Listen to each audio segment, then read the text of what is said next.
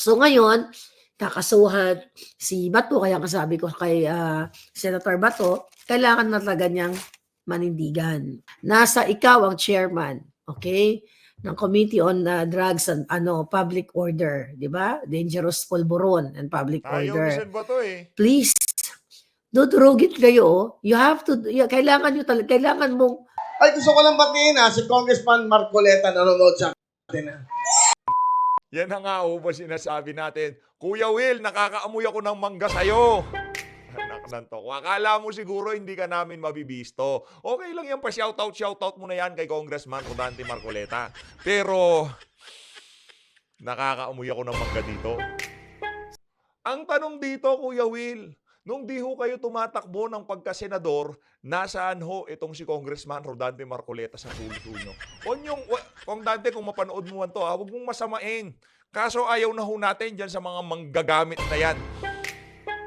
Pero bago ho natin panoorin ng buo ang shoutout na yan, itong si Kuya Will dito kay Congressman Rodante Marcoleta. Kung bago lang ho kayo sa PH Update, isang like at isang subscribe, masaya na ho tayo dyan. At sa mga gustong sumali sa ating community, i-click nyo lang ho yung joint button sa baba para kayo hong pinakaunang makikita sa ating mga reaction video. Bago natin panoorin yung video na yun ni Kuya Will, pasadahan ho muna natin ng mabilisan itong post na to ni Sir E.B. Hugalbot. Palakpakan ho muna natin. Shoutout dito kay Sir E.B. No? Kasi mga kababayan, pansin lang ho natin ngayong mga panahon na to, karamihan ho ng ating mga kababayan, galit sa Pogo. Galit ho sila kahit hindi ho nila maintindihan kung ano nga ba itong Pogo na to. Basta galit sila dahil lang mga operator ng Pogo na yan, mga Chino. Ang involved sa Pogo na yan, mga Chino. Ang pinag-uugatan ho ng galit, dahil doon sa West Philippine Sea, na kesyo base sa mga ifinifeed ng mainstream media dito sa mga gullible na Pilipino na to. Hindi ho lahat Yung mga nasa PH Update, alam ho natin, magagaling na yung mga yan. No? Dahil sa mga pinifeed ng mainstream media na galitin ang sambayan ng Pilipino dito sa mga Chino na to, kahit hindi naman ho nila naiintindihan kung ano nga ba ang totoong nangyayari dyan sa mga issue na yan. Dito sa issue ng Pogo, galit ang mga Pilipino dahil Chino ang involved dito, dahil sa West Philippine Sea, Chino rin yung mga natin dyan, mga kaagawan natin. Ganon ho ang pinanggagalingan ng mga Pilipino. Nagkaroon ng Sinophobia, kung tawagin. Hindi natin malaman kung saan ang pinanggagalingan nitong mga Pilipino na to, hindi nila naiintindihan ng mga issue. Basta wala lang, galit lang mo sila. Anak ng tokwa. Dito sa video na to, matagal ho kung pag-uusapan natin, bababaran natin tong Pogo na to. Mabilisan lang ho para doon sa mga Pilipinong galit dyan sa Pogo na yan at talagang gigil na mawala na yan, sa kabila ng pagdedeklara nitong si Marcos Jr. na magkaroon na ng total Pogo ban noong last zona. Kung pagbabasihan ho natin yung zona nitong si Marcos Bangag, dapat wala na hong Pogo. Kasi the time na dineklara niya na wala ng Pogo, ban na Pogo, dapat ho ang PAGCOR pinatigil na, kinansila na ang lahat ng existing Pogo operation. Kaso wala ho. Tuloy-tuloy pa rin ho ang karamihan dito sa Pogo na to. Ngayon, sino ho ba ang parokyano? Mabilis na paliwanag lang kasi pinaiba-iba yung mga pangalan yan. Merong Pogo, merong Pigo, at kung ano-ano pa, no?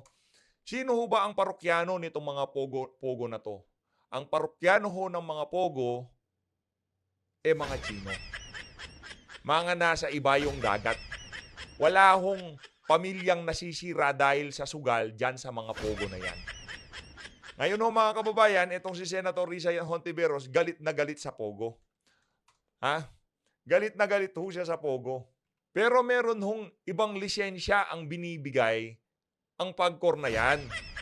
Kung tawagin ho nila Philippine Inline Gaming, dapat lagyan ho nila ng online gaming operator or online gambling operator. Ang pangalan ho niyan Philippine Inland Gaming Operator.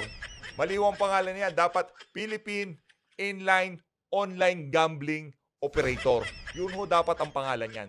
Ngayon, kung ang Pogo, ang mga parokyano nito mga Chino, mga banyaga, at walang Pilipino, walang pamilyang Pilipino ang masisira, malululong sa sugal dahil dyan sa Pogo na yan. Dito naman ho sa Pigo na to, mga kababayan ho natin ang magsusugal dyan. Kuha niyo ho ba tayo, alam niyo ho, dito sa PH Update, hindi ho tayo, ano diyan, kumbaga ayaw ho natin.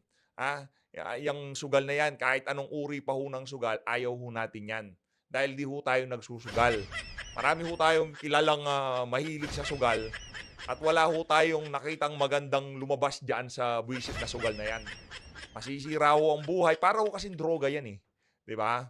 Pagka yung addict sa droga, nakahawak ng kakarampot na pera, hindi naman ho niya maiisip na pambibili ko to ng pagkain o ibibigay ko to sa magulang ko. Hindi ho. Ang unang maiisip niya pagka may hawak siyang pera, dadalhin ho niya yan sa droga. Yun naman hong mga adik sa sugal, yung mga linamon na ng sugal, yung iniisip nila bukas makakabawi sila, pag natalo bukas babawi ulit.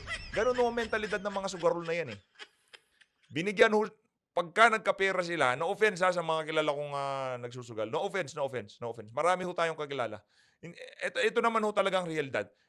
Yung mga mahihilig sa sugal o yung mga linamon na ng sugal, yung hindi na makontrol ang kanilang pagsugal, pag nakahawak ho ng pera yan, para hong ano yan, para hong mga adik yan. Pagka hawak nila ng pera, unang papasok sa utak nila, paano sila makakapagsugal. No offense, okay? No offense dun sa mga kilala natin, mga kaibigan nating nagsusugal dyan. Wag ho kayo magalit dahil yun ho ang katotohanan. Dinisign ho talaga yung sugal na yan para malulung ho ang mga tao. Ngayon, ang tanong dito, iiwan ko ho sa inyo to dahil di ho natin mabababaran to. Mag-uubos ho tayo ng maraming oras dito. Balikan na lang ho natin sa mga susunod na video. Kung dito sa Pogo, galit na galit si Senator Risa Hontiveros at ang mga Pilipinong gullible na uto-uto na kung saan hindi nila malaman kung bakit sila galit sa Pogo. Dito ho ba sa Pogo, anong masasabi nyo? Ay mali. Dito ho pala sa Pigo, anong masasabi nyo? Di ba? Ano hong masasabi nyo sa Pigo? Dapat sinasabi natin. No? Sa Pogo, mga banyaga nagsusugal. Pero dito sa Pigo na to, Pilipino ho, mga parokyano niyan. Kung paano nyo hong nakita, kung paano nyo hong nakitang linamon ng marami sa ating mga kababayan dyan sa online sabong na yan nung panahon ng nung pagpasok ng administrasyon na to, yun ho ang masasaksihan natin sa mga susunod na panahon. Ayun na nga mga kababayan, layasan na ho muna natin itong Pogo-Pigo na to. Pero ang bottom line dito, sugal ho yan, ayaw ho natin yan. Ito ho yung DG Plus, yung umalagwa ang presyo ng kanyang stock nung nakaraang buwan. No? Yan ho yung DG Plus na yan. Isa ho rin yan sa mga binigyan ng permit para mag-operate ng online gambling sa ating bansa. Okay? Ito mga kababayan, pasadaan ho muna natin itong si Senator Bato de la Rosa na kung saan binanatan ho niya itong mga bumabanat kay VP Sara. Halatang-halata naman ho kasi na lahat ng mga nangyayari na yan dyan sa House of Representatives at Senado ay konektado ho sa 2028 Senate presidential election. Di ho nila matanggap na sa kabila ng pambababoy nila dito kay VP, napakataas pa rin ho sa survey at talagang mahal na mahal ho siya ng ating mga kababayan. Talagang demolition job, talagang sinisiraan tayo ng gusto para lalakas ang chance nila pag 2028. Hoping nahihina si Inday Sara na kapag na-demolish lahat kami, maaapektuhan rin ang chances ni VP Sara. Yan ang pinaka-grand design. Ayan ang sinabi nito si Senator Bato de la Rosa. Ayun na, dumako na ho tayo dito kay Binibining Maharlika. No? Alam ko maraming nakakamiss dito kay Madam Maharlika. Pagka hindi ho natin siya nagagawa ng reaction video, maraming naghahanap sa kanya. Ito na ho. That was really dead. Police Chief De La Rosa who coerced certain witnesses, including Kerwin, to implicate me. I had no way of validating it, but these are credible information from a credible sources. Kailan po naging credible? Yan ang sabi ni Dilima, okay? Tanong ko, kailangan naging credible ang self-confessed drug lord. Ayun. Mga kababayan, tandaan ninyo na ang mga drug lord ay kayang gumurgor ng tao.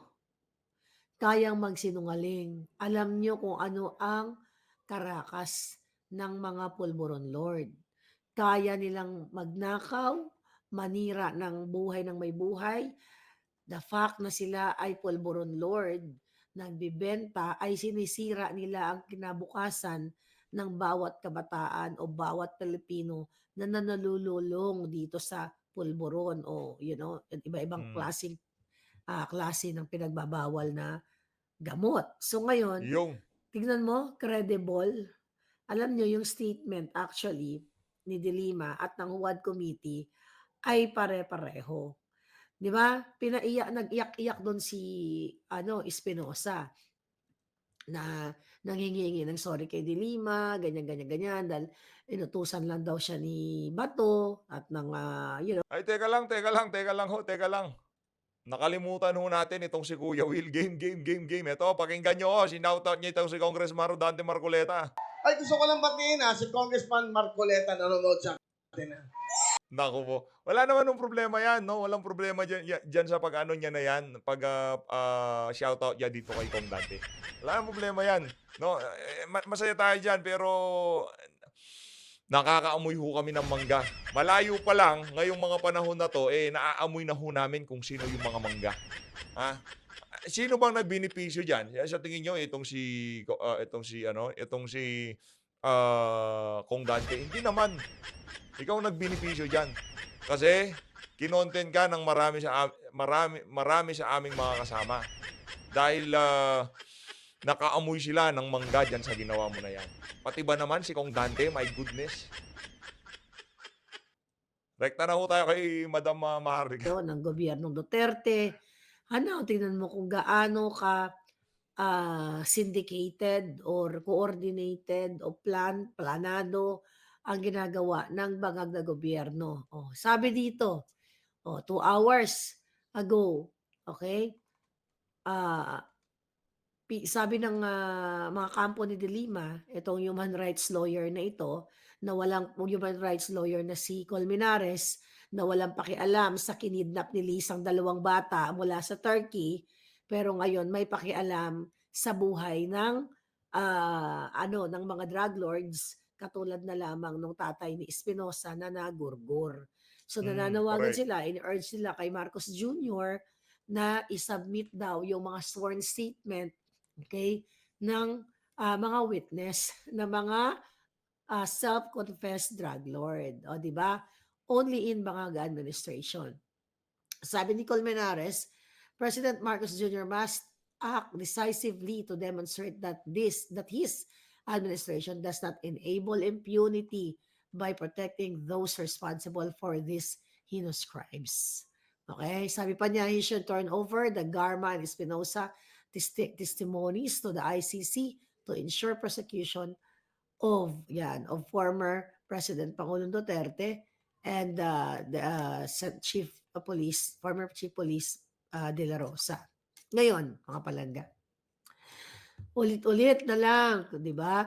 Nakikita na ninyo kung gaano ka tumpak ang ating mga information, ang ating puting ahas, na ito na 'yon. Ito na talaga ang plano nila. After magmakaawa ni Bangag at ng kanyang kapatid na manggagamit na si Amy Marcos para iboto ang mga para makipag-tandem si Inday Sara, 'di ba? Para budulin nila Pilipino. Ito ngayon yung balik nila sa Duterte family na kung saan kayo mismo nakapagsabi na naging maayos ang tulog o mahimbing ang tulog ninyo sa gabi dahil sa laban sa pulburon ng gobyernong nakaraan. So ngayon, kakasuhan si Bato, kaya kasabi ko kay Senator Bato, kailangan na talaga niyang manindigan. Kailangan niyang tapusin. Alam mo, Senator Bato, tapusin mo ang bangag na ito. Nasa ikaw ang chairman, okay, ng Committee on Drugs and Public Order, di ba? Dangerous Pulburon and Public Ayaw ni Order. Sen Bato eh. Please, dudurugit kayo. You have to, kailangan mong labanan to. Sabwat to. De Lima, Espinosa, Bangag. Nakita niyo, imagine niyo ito. Anong sabi nung ni Abante? May sinabi si Abante, I think nandito. tingnan kung gaano ka, ano tawag dito, ayan, kung gaano ka-fabricated o scripted lahat. Nung nagsasalita si Kerwin Espinosa, sabi ni Abante, 'di ba, parang nile-lead niya dun sa gusto nilang script. Sabi ni Abante, oo, ang nabanggit mo rin, kaya ginawa yan sa'yo ni General Bato sapagkat yan yung utos ng nakatataas sa kanya. Tama po ba ako? Sa palagay mo, sino yung nakakataas sa kanya? So now, ini-implicate si Pangulong Duterte. So, imagine mo kung ikaw ay matinong kongresista, di ba? Babalansehin mo. Pero kitang-kita nyo, talagang nakakampi sila kay Espinosa. At binibigyan Correct. talaga nila ng limelight. Binibigyan Binibigyan ho nila ng oras itong si Kerwin Espinosa. Lahat ho ng congressman na nagtanong sa kanya, kahit nasaan pa mapunta yung pagtatanong, pati ho yung pag-face the wall, pinagawa kay Kerwin, wala naman ho siya doon sa kulungan, anak ng toko. Ito talagang si Luis Tro, hindi ho natin alam kung saan nanggagaling yung yung mga lohika ng niya. mahabang panahon, may paiyak-iyak pang drama. Okay? Ang sagot naman ni Espinosa diyan, ang nakakataas kay General Bato sa palagay ko, sa aking pagkaintindi, walang iba kung hindi ang presidente na lang ang pinakapataas na pwedeng mag-utos sa kanya. 'Di ba? So talagang very Lisa Smugs, very Lisa Kidnapper, at very bangag ito. Sabi pa rin Carmen Espinosa, kasi ito yung mga nangyari na EJK, kampante ang mga kapulisan maliban lang sa mga matitino na pulis na nadadamay sa mga kabulastugan ng mga pulis na hindi nahiya sa gumawa ng karahasan. Inabuso ang kalang uniforme na gumawa ng gurguran dito, gurguran doon. Parang mga hayop na lang ang tingin nila sa mga tao. Yan ang nangyayari ngayon. Nawawala ang mga bata. Yung mga nagurgur, mayroon man nagurgur na inosente, pero at least kung nagurgur ang tatay mo na self-confessed, 'di ba? Na pulburonik at ikaw self-confessed, 'di ba? Sabi nga ni Bangag, patawa-tawa pa na deserve yung magurgur. Katulad ng sabi ni Bangag Marcos Jr. na deserve ng kababayan nating OFW na nabitay sa Saudi.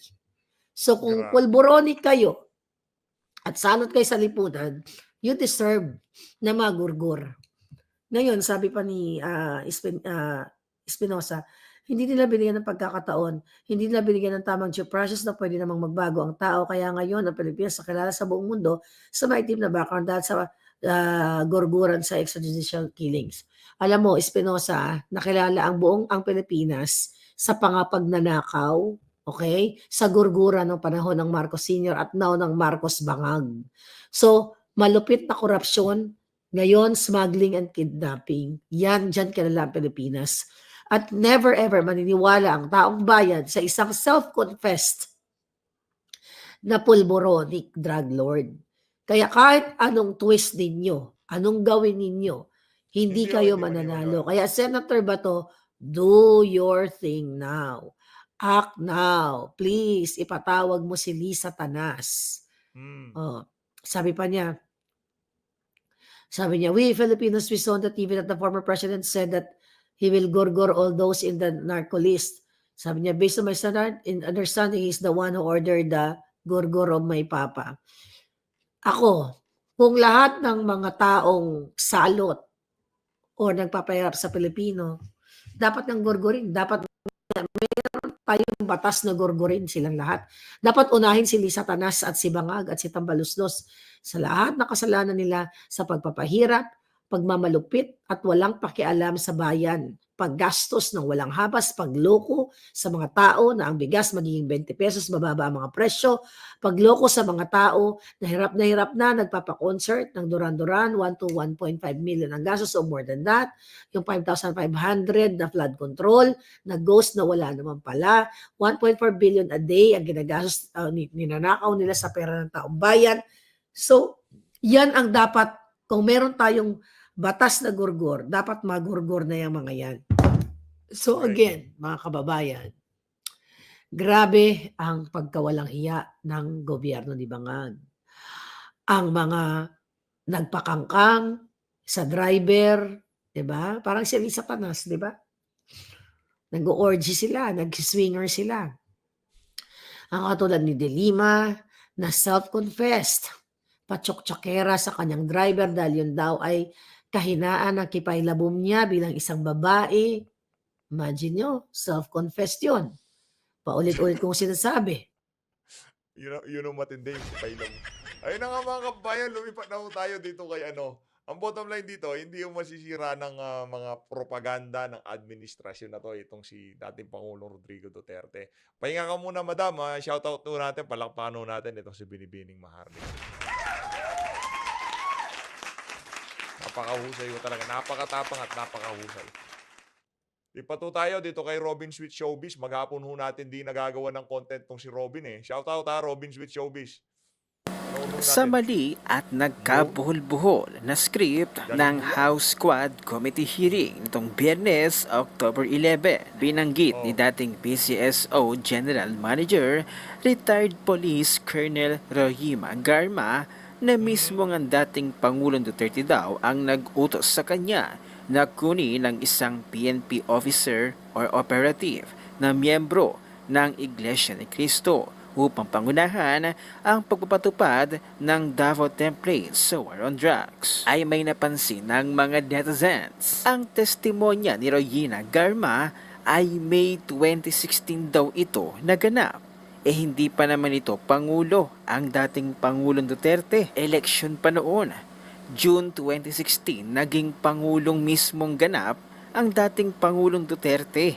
Kaya't mali-mali na naman at nagkabuhol-buhol na naman ang kanilang script at sa kanilang pagdamay pa sa Iglesia ni Cristo. Ito na kaya ang resback ng Marcos administration sa ilang beses na paulit-ulit na courtesy call ng mga Duterte sa Iglesia ni Cristo. At matapos nga nilang idamay pa ang Iglesia ni Cristo.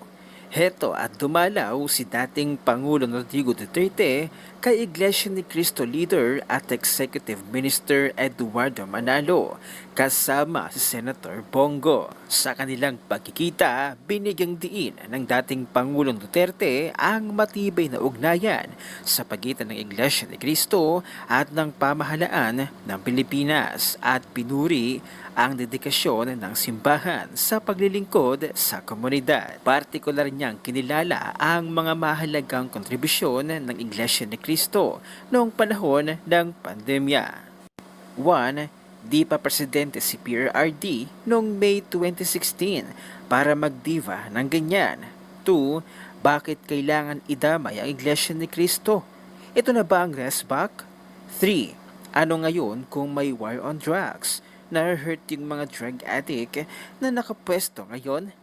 Net 25 of the Iglesia ni Cristo reveals that PRRD met with Ka Eduardo a couple of days ago, right on the heels of Sara Duterte meeting with the leader of the 3 to 4 million strong Iglesia ni Cristo. The Iglesia ni Cristo is the biggest religious group after the Roman Catholic and Islam in the Philippines. Again, thank you Iglesia ni Cristo for this boost of morale. I'm so happy that there are people and groups Martin cannot buy or scare into submission. Nagbigay naman ng komento at reaksyon ang DDS na si Iam Shanwayne. Ang kanilang Yun, si kinuhang Iam witness na naman ng House Quadcom ay palpak na naman. June 2016, naging opisyal na presidente ang dating Pangulong Duterte. Bakit uutusan ang dating PCSO manager ng dating Pangulong Duterte noong May 2016? Election pa lang noon. Dito pa lang, talagang peke ang kanilang kinukuhang witness at walang credibility. Narito ang comment at reaksyon ni Iam Shanwayne, panoorin natin. Pakinggan ho natin si Iam Shanwayne. Magaling din ho ito, magaling din. Imagine nyo, no, tumatakbo pa lang si PRRD at that time. May daw. Pero ito nakakatawa. May 2026. Are you saying magiging presidente si PRRD sa May 2026? Sabihin na lang natin, aligaga, taranta o tarantada siya. I don't know. Yung information na lang bakit katatawagan ni PRRD noong 5 a.m.? asking you to do something on a national level.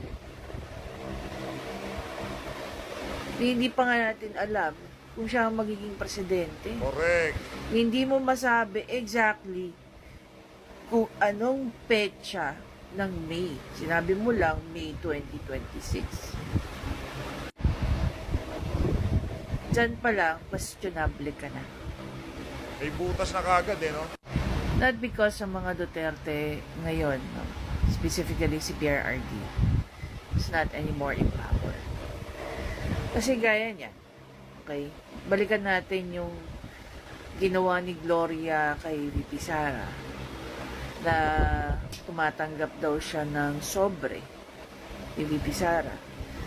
Tapos, ito naman si Magalos ba yan? Magalos, something like that.